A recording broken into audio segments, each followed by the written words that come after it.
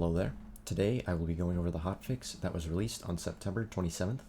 Starting us off, there are changes to many of the weapons, most notably snipers, pistols, and Malawan weapons. Snipers see an across-the-board buff of 20% to their crit damage and equip time, as well as a 15% buff to fire rate and aim down sights time. This should make them a much more viable weapon type, or at the very least, make them much better at what they're already good at. Moving on to pistols, TDOR and Doll pistols got a 15% damage buff, while COV pistols got a 20% damage buff. Torg and Jacobs pistols each saw a 15% damage nerf. While the nerf is significant, Torg and Jacobs pistols were already very strong and should still be viable, while the other pistol manufacturers should have their weapons see an increase in usage. All Malawan weapons got a 25% damage increase and a 20% fire rate increase. This should make them a much better weapon type and hopefully closer to what we saw in previous Borderlands games, as they were fairly underpowered in comparison. Atlas weapons got a 25% damage buff as well. This is one change I'm very excited about, as Atlas weapons, while good, could have stood to be a little better, especially in my opinion, the assault rifles. A few other miscellaneous weapon changes. Jacobs assault rifles got a 20% damage buff, Doll SMGs got a 10% buff, flat-off heavy weapons got a 25% buff, and TDOR E-Tech or alien shotguns got an enormous 50% damage increase. While the buffs to most of these are welcomes, the two stand out to me the most are the Jacobs assault rifle change and the TDOR shotgun change.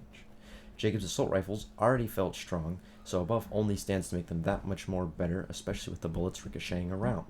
The TDOR shotgun buff, however, is incredibly high.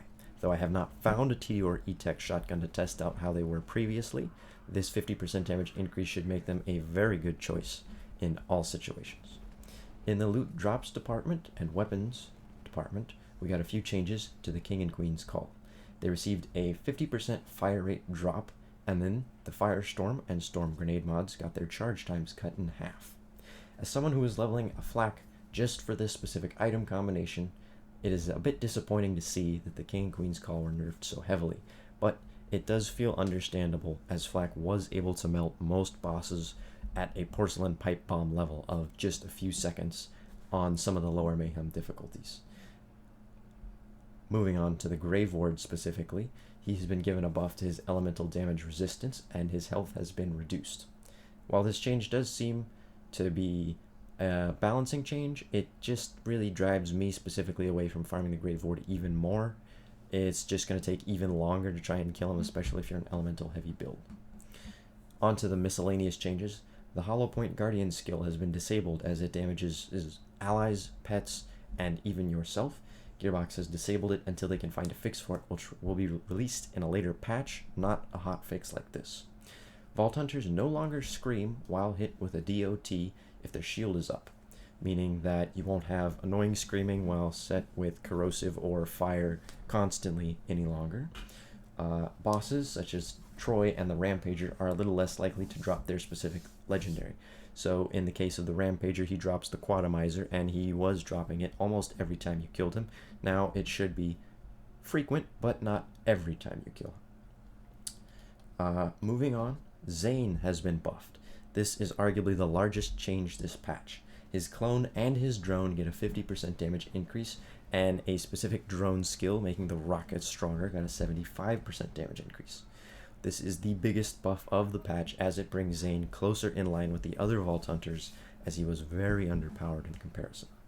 Amara sees a nerf to her Guardian Angel skill, cutting the amount of health restored in half from 100% to 50% on her revive, and Flak sees a rather large nerf, losing 2 whole seconds of Gorillas in the Mist, and cutting the critical hit bonus damage from 50% to 25%. While I don't think that critical hit Black is completely dead, the nerfs to the King and Queen's Call and this skill certainly make the build much worse, and I wouldn't be surprised if we see a new flak build pop up sometime soon.